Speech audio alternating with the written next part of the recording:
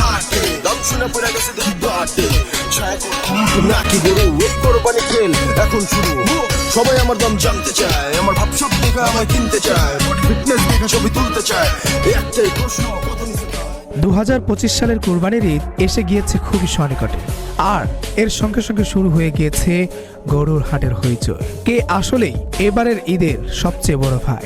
চলুন দেখে নিই 2025 সাল উপলক্ষে হাটে আসছে বিশাল বিশাল গরু।